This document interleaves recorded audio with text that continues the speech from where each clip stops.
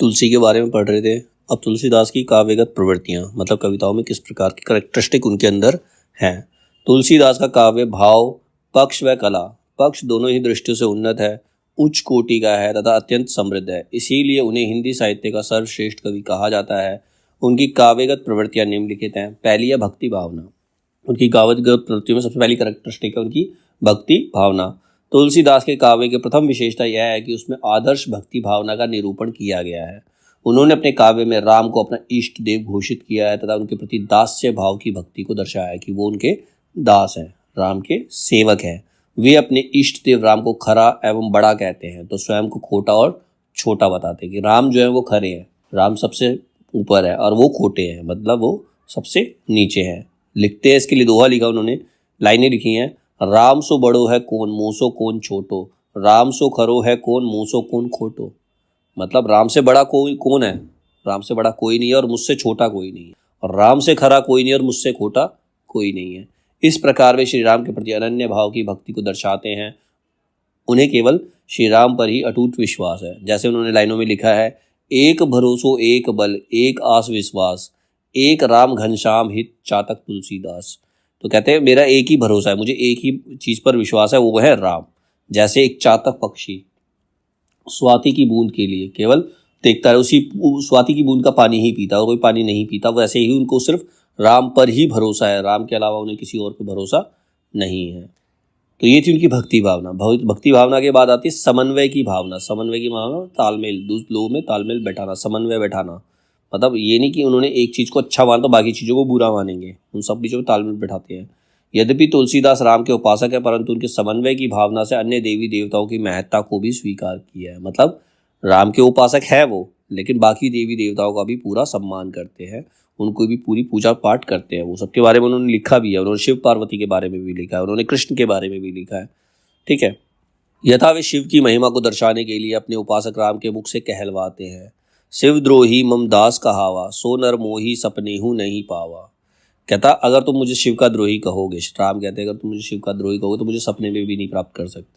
इसी प्रकार उन्होंने अपने काव्य में निर्गुण, सगुण, शैव, वैष्णव, वैष्णव सात, राजा प्रजा, भक्ति और ज्ञान, भक्ति और कर्म सभी में समन्वय स्थापित किया है। उदाहरण के लिए निर्गुण और सगुण ब्रह्म में वे समन्वय स्थापित करते हुए कहते हैं, निगुण ही सगुण ही नहीं कुछ भेदा। मतलब जो निर्गुण है, जो सगुण, उनमें कोई भेद नहीं है, उनमें कोई डिफरेंस नहीं है। फिर श्री राम की आराधना, उनकी काव्य की जो विशेषता उसमें यह है श्री राम की आराधना, श्री राम की आराधना करते हैं। तुलसीदास ने दशरथ पुत्र कौशल्यानंदन श्री राम को अपना आराध्य माना है। उन्होंने अपने आराध्य के प्रति सारी भावनाएं प्रकट, कहीं पर वे श्री राम के दास बनते हैं तो कहीं पर उनके समक्ष स्वयं को धूल के समान तुच्छ बताते हैं। उनकी सारी प्रार्थना, भक्ति, दास्य भावना को अभिव्यक्त करने का एकमात्र उद्देश्य श्री राम के दर्शन प्राप्त करना है। वो श्री राम के दर्शन प्राप्त करना चाहते हैं। उनकी कविताओं में एक और चीज मिलती है, प्रकृति चित्रण। उन्होंने प्रकृति चित्रण भी बहुत अच्छा किया है। तुलसीदास ने अपने काव्य में प्रकृति के विविध रूपों का चित्रण किया है।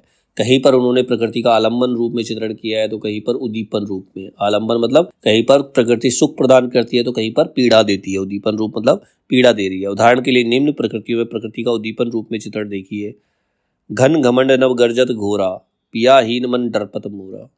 मतलब ये जो बादल आकाश में गरज रहे हैं, मेरा प्रिय मेरे साथ नहीं तो मेरा मन डर रहा है।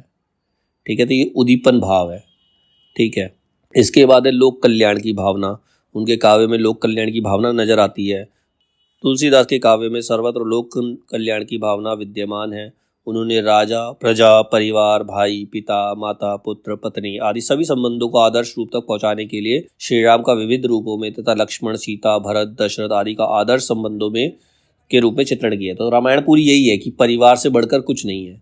अगर पूरे परिवार में देख ले तो सब एक दूसरे के लिए कम करने के लिए, सब एक दूसरे की बात मानने के लिए तैयार है।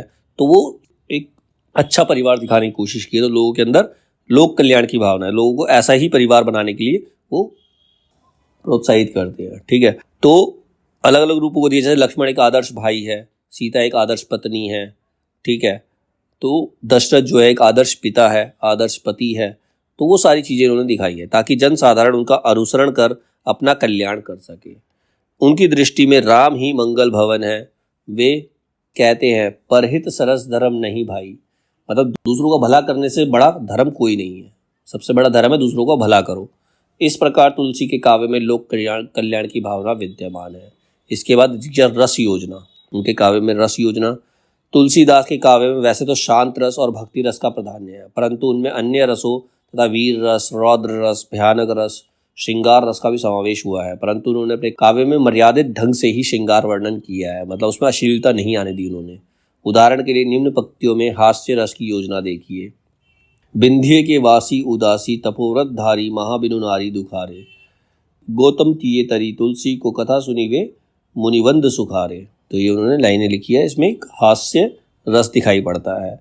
फिर महत्वपूर्ण स्थलों का विस्तृत वर्णन, जो महत्वपूर्ण स्थान है उनका उन्होंने विस्तृत रूप से वर्णन भी किया है। तुलसीदास लोक मर्यादा के कवि है। उन्होंने समाज के समक्ष आदर्श संबंध, आदर्श मित्रता, आदर्श भाईचारा आदि को प्रस्तुत करने के लिए राम कथा के महत्वपूर्ण स्थलों का विस्तृत व हृदय स्पर्शी चित्रण किया है। उदाहरण के लिए राम वन गमन, जब राम वन जाते हैं तो उनके मित्र मिलते हैं, ठीक है, निषाद राज, गु नाम होता है निषाद राज गु, जो उनको मिलते हैं, उनका आदर सत्कार करते हैं। उसमें केवट को दिखाया गया राम गमन चित्र में।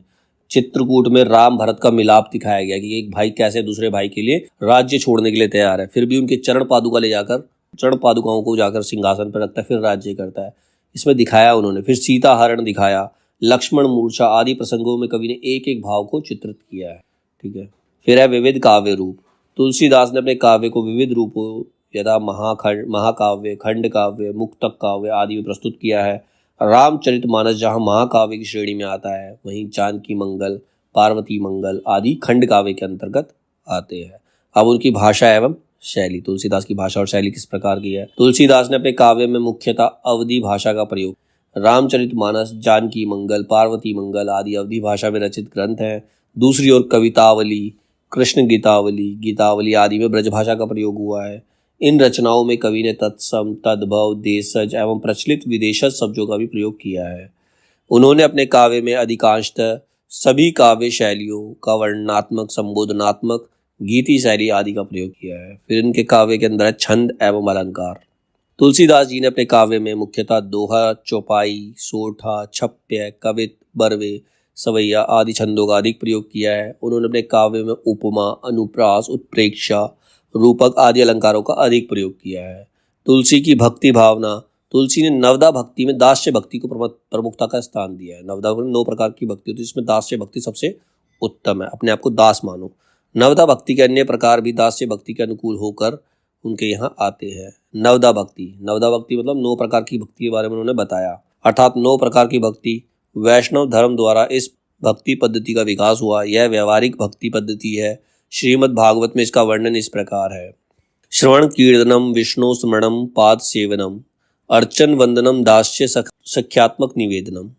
मतलब विष्णु जी की कथा का जो है श्रवण करना, विष्णु जी की कथा सुनो, कीर्तन करना, उसको गाओ, स्मरण करना, भगवान को याद करो, उनकी चरणों की सेवा करना, पाद सेवन मतलब उनकी चरणों की सेवा करना, फिर पूजन करना, फिर वंदना करना, दास्य भाव रखना, अपने आप को दास मानना, सख्य भाव रखना, प्रभु को अपना मित्र समझना, आत्मनिवेदन अथवा विनय भाव की भक्ति करना। तो ये सब 9 प्रकार की भक्ति, इन्हीं को नवदा भक्ति कहा गया है। ये हमने भ्रमर गीत में भी देखी थी। इन सभी 9 प्रकारों का समान भाव से निर्वहन करना जरूरी नहीं, मतलब ऐसा जरूरी नहीं कि तुम 9 प्रकार की भक्ति करो। भक्त अपनी इच्छा अनुसार चुनाव कर सकते हैं। सूर में सख्य भाव प्रमुख है, सूर ने सख्य भाव को इंपॉर्टेंस दी, तो तुलसी ने दास्य भाव, ठीक है। गीता, अध्यात्म रामायण में भी नवदा भक्ति का उल्लेख है। अध्यात्म रामायण में यह कुछ अलग है। वेदों में भी नवदा भक्ति के आंशिक संकेत मिलते हैं।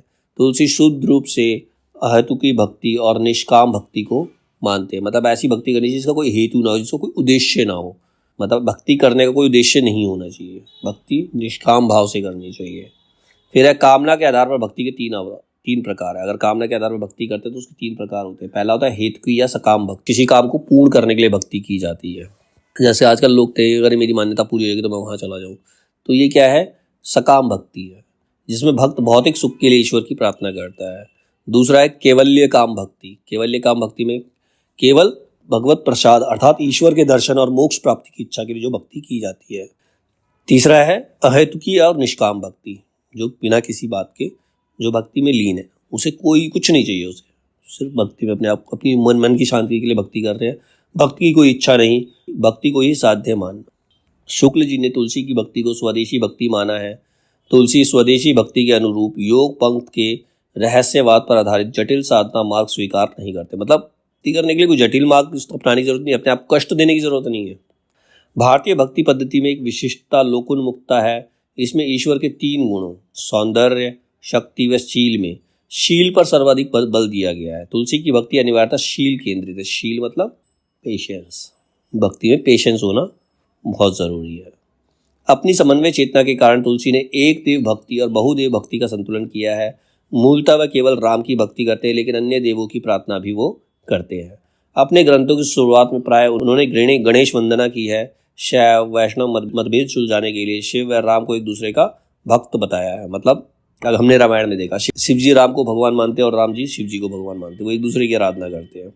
फिर है तुलसी की सामाजिक तेज चेतना। तुलसी की सामाजिक चेतना क्या है? तुलसी जन्म आधारित वर्ण व्यवस्था का समर्थन करते हैं।